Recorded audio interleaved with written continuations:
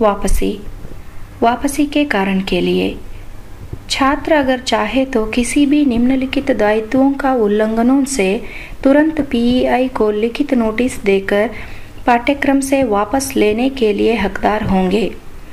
पाठ्यक्रम प्रारंभ दिनांक पर कोर्स शुरू करने के लिए या किसी भी कारण के लिए विफल होने पर, किसी भी कारण के लिए पाठ्यक्रम प्रारंभ दिनांक से पूर्व पाठ्यक्रम बेशक समाप्त हो जाता है। पाठ्यक्रम प्रारंभ होने की तारीख से पहले पाठ्यक्रम पूर्ण करने के लिए या किसी भी कारण के लिए विफल होने पर, किसी भी कारण के लिए पाठ्यक्रम पूरा होने की तारीख से पहले पाठ्यक्रम बेशक समाप्त हो जाता है। छात्र आवेदन आप्रवास और जांच की चौकी प्राधिकरण ICA द्वारा अस्वीकार कर दिया गया है।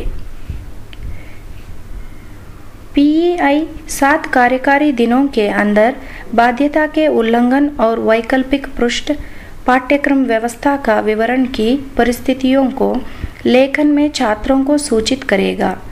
ऐसी परिस्थितियों में पीईआई छात्रों को सूचित करने के बाद 7 कार्यकारी दिनों के अंदर वापसी करेगा।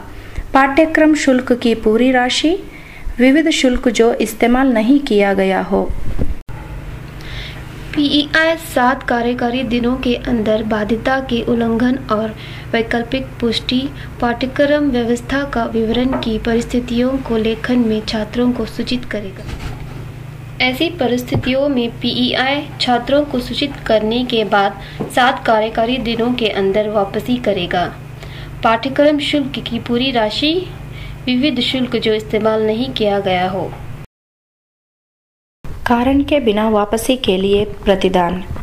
जहां छात्र किसी भी अन्य कारण के लिए पाठ्यक्रम से वापसी ले लेते हैं तो पीईआई ऐसी सूचना प्राप्त करने के 7 कार्यकारी दिनों के अंदर छात्रों के निम्नलिखित राशियों के वापसी के साथ साथ शुल्क संरक्षण के लिए लागू बैंक प्रशासनिक भुगतान कम कर सकता है।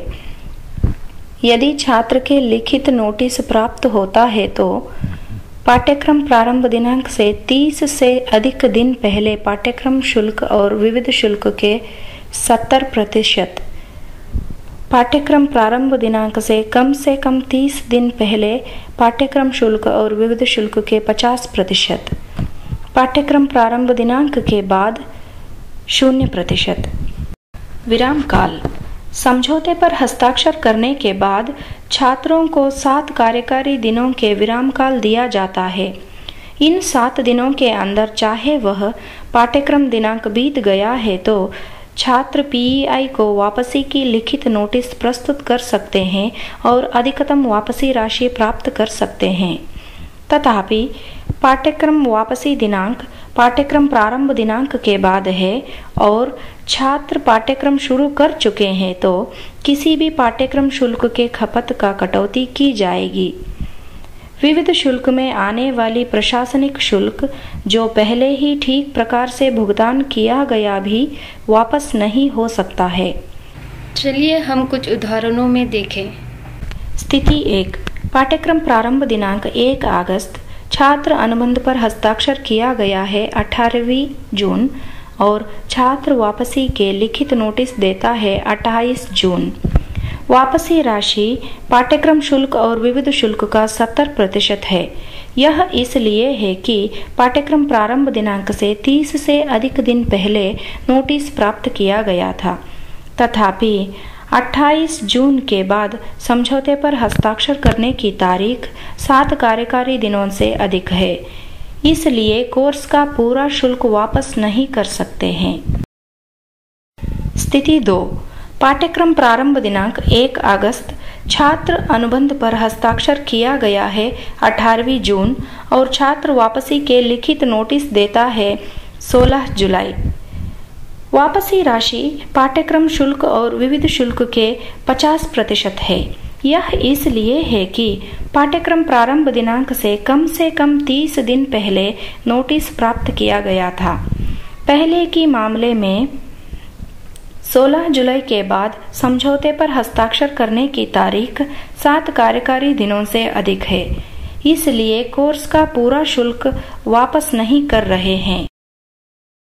स्थिति 3, पाठ्यक्रम प्रारंभ दिनांक 1 अगस्त, छात्र अनुबंध पर हस्ताक्षर किया गया है 18वीं जून और छात्र वापसी के लिखित नोटिस देता है 2 अगस्त।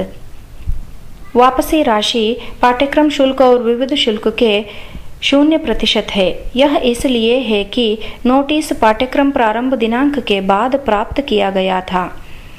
पहले के 2 मामलों में से 2 अगस्त के बाद समझौते पर हस्ताक्षर करने की तारीख 7 कार्यकारी दिनों से अधिक है, इसलिए कोर्स का पूरा शुल्क वापस नहीं कर रहे हैं। स्थिति 4, पाठ्यक्रम प्रारंभ दिनांक 1 अगस्त, छात्र अनुबंध पर हस्ताक्षर किया गया है 18वीं जुलाई और छात्र वापसी की लिखित नोटिस देता है 23 जुलाई। वापसी राशि पाठ्यक्रम शुल्क और विविध शुल्क का 70% है। यह इसलिए है कि नोटिस विराम काल से पहले प्राप्त किया गया था। तथ्य की परवाह किए बिना वहां पाठ्यक्रम प्रारंभ दिनांक से कम 30 दिन पहले प्राप्त किया गया था। स्थिति 5, पाठ्यक्रम प्रारंभ दिनांक 1 अगस्त, छात्र अनुबंध पर हस्ताक्षर किया गया है 27 जुलाई और छात्र वापसी के लिखित नोटिस देता है 2 अगस्त। वापसी राशि पाठ्यक्रम शुल्क और विविध शुल्क का 70% है। यह इसलिए है कि नोटिस विराम काल के 7 दिन पहले प्राप्त किया गया हो और कोर्स शुल्क का उपयोग किया गया हो, इसलिए कोर्स का पूरा शुल्क वापस नहीं कर रहे हैं। धन्यवाद।